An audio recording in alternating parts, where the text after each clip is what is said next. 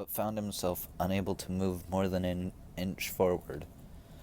A surge of panic washed through him like ice water before he realized that he was still clipped to the grappling hook's cable. He reached to unclip himself, but the cable jumped to the side, away from his grip, and then it jerked upward, causing the grappling hook to come loose. Still attached to the cable, Jonah was pulled inexorably toward the window. Someone on the ground must have grabbed the cable and was trying to drag Jonah back outside. Without the grappling hook in place, he'd fall straight to the ground, 15 stories below. Jonah struggled to grab the carabiner, planting his heels against the wall of the Pantheon to keep himself steady. The thick gloves on his hands made it impossible to unfasten the clip, and another jerk on the cable nearly pulled him straight through the window. But the duffel bag on his back kept Jonah from being pulled outside, and bought him the time he needed to detach himself from the cable. The guards on the ground gave one final yank, but Jonah was free. He launched himself forward, away from the window, and turned around just in time to see the grappling hook disappear over the sill. Shouts could be heard from downstairs, and Jonah dropped his duffel bag onto the floor. He had only a few seconds before they found him. Reaching into the bag, Jonah pulled out a pair of white slacks, a red jacket, and a black hat with a fluffy red feather sticking out of the top, the uniform of the Pantheon guards.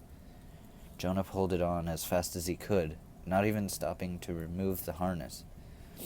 Then he pulled the hat low over his face and descended the tower at a run. He hoped the odd creases and bumps in his uniform wouldn't be obvious. He nearly barreled into a guard on the stairs. Jonah yelled in Spanish, "The man went downstairs, come on!" The guard didn't even hesitate. He wheeled around, following Jonah's instructions.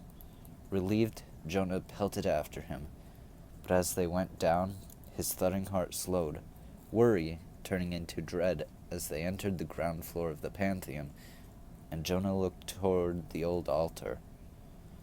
The side aisles of the Pantheon held the tombs of many famous Venezuelan and great columns stretched overhead into arches. Several guards and at least 20 people in Venezuelan police uniforms stood throughout the vast space, and about half of those were crowded onto what used to be the altar guarding Bolivar's tomb. The vast marble floor stretched out before Jonah, leading up to the front of the Pantheon, where the bronze coffin of Simon Bolivar, the liberator of Venezuela, was displayed on a white marble plinth, elevated several feet off the floor. Behind the sarcophagus, rising high above the floor, was a great white statue of Bolivar himself. The lid of that tomb must weigh a ton, Jonah thought desperately. I'll never be able to lift it by myself. The idea came to him so fast that Jonah didn't even think. He just yelled, "To bomba, bomba! Te hay una bomba en el sarcófago del libertador," Jonah cried. He hoped his Spanish was correct. He attempted to tell the guards and police that there was a bomb in Bolivar's tomb. Chaos erupted in the Pantheon. The police spit out rapid-fire instructions so fast that Jonah couldn't understand them. But he saw them forming up, preparing to lift the top of the heavy stone sarcophagus off. Jonah pushed himself into a gap on the other side of the sarcophagus, jockeying for position as Pantheon guards and police continued removing the shroud of Bolivar's remains. And then, there he was. Jonah gasped involuntarily, staring down at the skeleton of the most important man in Venezuela's history. It was mostly brittle, rotting bones, but some hair still clung to the famous leader's head. As Jonah stared at the skull, he felt as though the empty black sockets of Bolivar's eyes were staring right back at him. Jonah Wizard wouldn't let himself be scared off by a dead man. Donde está? He cried out, hoping to keep the police in a frenzy. Donde está la bomba? Flashlights were shown into the tomb, and Jonah stared into it, looking for anything that might be a clue. He had to find it. He had to, or all this would be for nothing. His eyes flashed over the remains. There were scraps of old leather that must have been boots, the remnants of red and blue fabrics, faded and dusty. But then his eyes landed on Bolivar's hand, or rather, a carving on the coffin just beneath the hand. Jonah couldn't see exactly what the symbol was. He would have to move the bones to get to it. Jonah reached into the coffin and grasped Bolivar's skeletal wrist. A tingle shot up Jonah's arm and straight down his spine as his fingers touched the bones. He tried to move the arm out of the way, but the stiff old bones wouldn't budge. Gritting his teeth, Jonah grabbed one of the fingers and pulled. The bones were dry, almost like dusty, brittle paper against Jonah's skin, and he shuddered in horror. Then, with a loud crack, one of the fingers snapped off in Jonah's hand. An uproar of shouts echoed through the Pantheon. Jonah flung Bolivar's finger bone away. Several police reached for him, but he pointed straight into the coffin and bellowed, "Tu esta aquae, tu la bomba, la bomba." The officers hesitated, and that was all Jonah needed. For a split second, he had a perfect view of the symbol on the coffin. The symbol for lead. He'd found the next clue. He could already imagine the excitement in his mother's voice when he told her. He leaped backward and vaulted over the altar's railing, landing hard on the marble floor and crashing through the velvet ropes around it. Then he was running down the aisle, dodging the guards who tried to grab him and slamming through the doors into the night. His feet pounded against the pavement, legs burning, lungs gasping for air, until he reached a motorcycle parked just down the street, waiting for him. He jumped on, turned the key, and roared off into the night, the shouts of the Pantheon guards fading into the distance. Even when he was undercover on a Cahill mission, Jonah Wizard traveled with style. Jonah Wizard's escape from the National Pantheon was most impressive. The Watcher had to admit that her expectations had been far from exceeded, especially since she was the one who'd alerted the guards that an intruder was attempting to break into the Pantheon. The young wizard had surprised her by passing the test. This Janus had far more than money and an appreciation for the arts to offer the Vespers. He had outsmarted armed guards and officers of the Venezuelan police force, performing well under intense pressure. Perhaps he would make an excellent Vesper after all. Everywhere Hamilton Holt looked, there was nothing but white. The snow stretched across the King William's Island in every direction, endless, and he'd thought Beachy Island looked barren. That place was a paradise compared to where they were now, the middle of nowhere. Ahead of him, his mother and father were making their way through the deep snow, their snowshoes scraping across the icy surface with every step. Ham's own snowshoes were old, with several broken strings. Even though he was 15, several years older than his sisters, he was having a hard time keeping up with them. Every so often, one of them, he wasn't sure if it was Madison or Reagan, yelled back that he was a slug, but their teasing had slowed as the day went on. Even suited up in their thick purple parkas, all of the Holts were freezing. The cold didn't bother Hamilton.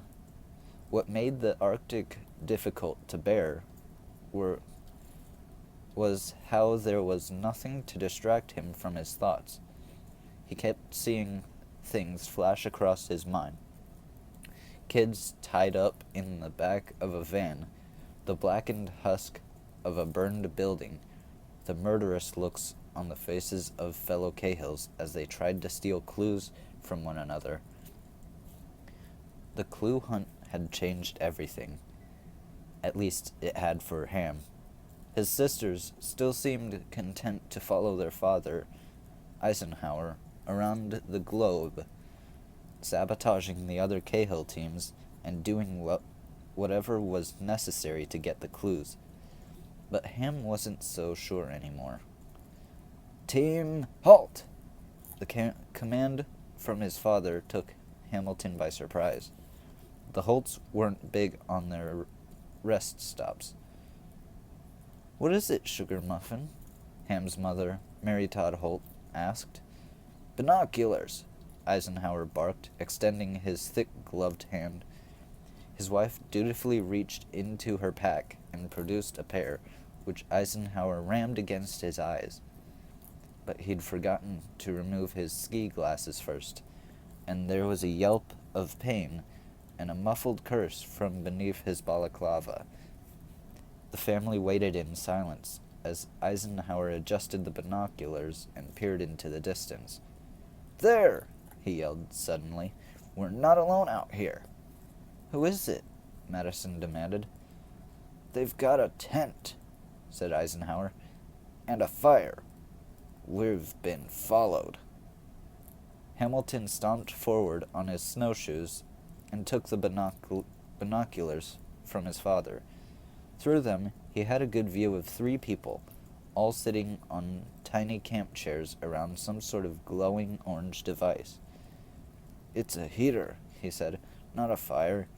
They're obviously after the Thomas clue," Eisenhower yelled. "They followed us here so they could steal it from us." He took the binoculars back from Ham, stared through them one more time, and then passed them back to Mary Todd. "All right, team, battle formation. We're going in." "Going in, dear?" Mary Todd asked. "We must stop the enemy." Eisenhower pulled his ski glasses back over his face. "Dad, wait." Hamilton was surprised that the words were coming out of his own mouth. Eisenhower was, too. "Wait," Eisenhower said. He leaned forward, glowering at his son. "You're not afraid of these Cahills, are you?" Hamilton rolled his eyes, knowing his father couldn't see his face through the ski glasses.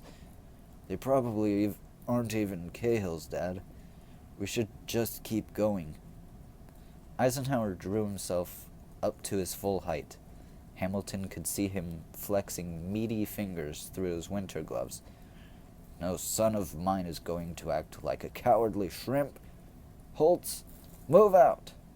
Madison, Reagan, and Mary Todd all fell into formation, but Hamilton's legs refused to move. He stood there, staring down his father.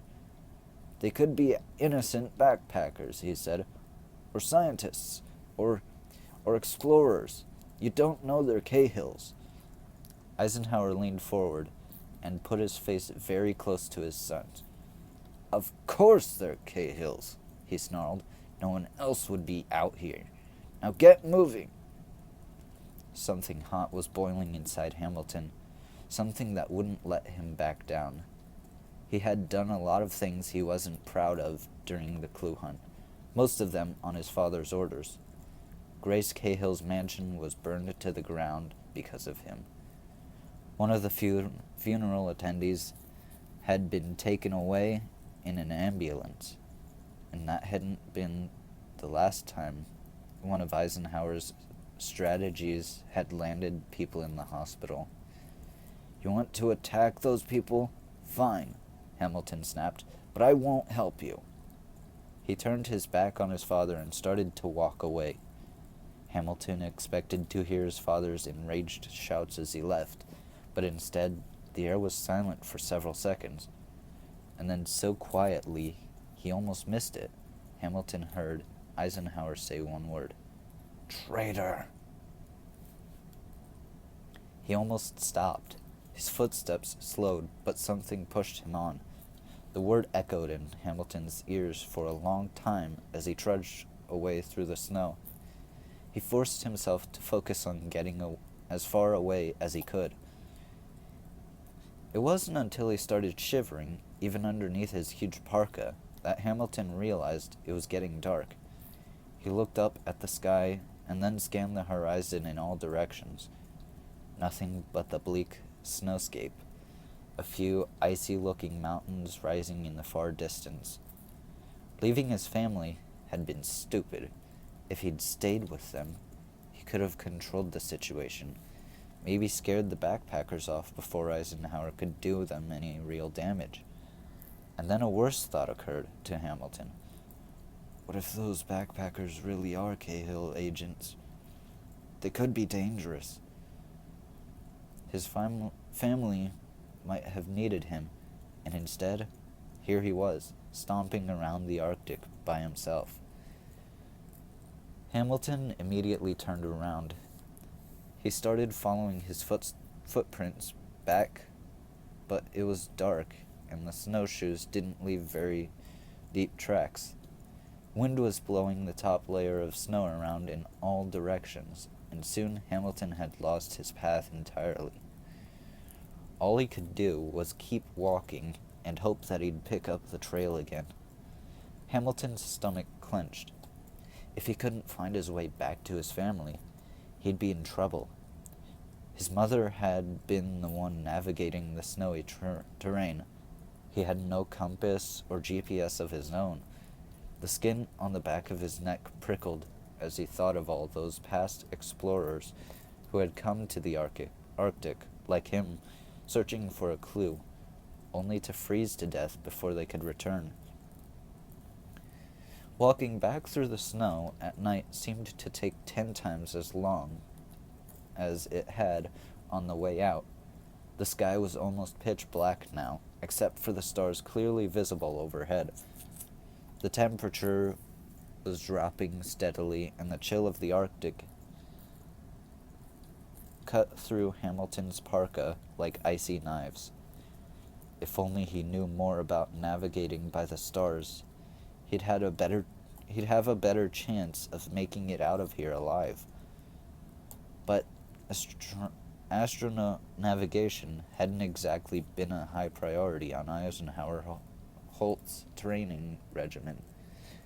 Hamilton could have been walking in circles for hours, and he wouldn't even have noticed. He looked back down and was startled to see a light not too far ahead of him, bobbing up and down. A flashlight! Hamilton started for it, picking up speed as he went. Maybe his family was looking for him, but as he drew closer, he slowed down. The man in front of him wasn't wearing a purple parka. Whoever it wasn't another Holt. "Hello?" Hamilton called. The flashlight beam swept over and landed directly on him. Hamilton shielded his eyes and squinted, trying to see the man's face, but it was hidden behind a black ski mask. He couldn't even be sure the person was male. For a moment, the two stared at each other, standing motionless in the night. Then the man turned and started running away. "Hey!" Hamilton called. "Hey, wait!" He started after the figure, though the wind was blowing harder now and Hamilton had to struggle against it to keep going. This person had to be one of the backpackers Eisenhower saw earlier.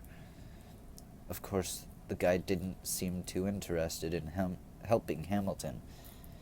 It pained Hamilton to admit it, but maybe his father was right. Maybe that group had been other Cahill agents trying to beat the Holts to the clue. As he ran through the Arctic night, Hamilton fought an intense battle with the wind and the snow just to keep going. The man was several paces ahead, just out of reach, and the way he moved through the snow told Hamilton he had a lot of practice with navigating frozen climates. "Wait!" Hamilton yelled again. "I just want to talk." He was starting to gasp for every breath. Slogging through the snow on beat-up snowshoes was wearing him out in spite of his Holt training. Hamilton could sprint for miles in the sun without slowing down, but the cold seemed to draw the strength right out of him. His sides were splitting, a feeling Hamilton hadn't experienced since he ran his first marathon at the age of 8. Whoever this person was, his training rivaled even Eisenhower's. But Hamilton would not give up. He couldn't. This man was his only chance of escaping the Arctic. He wasn't sure how long they ran. Hamilton's vision was a little blurry. Sweat was starting to drip from his brow, and the longer he ran, the less chilly he felt.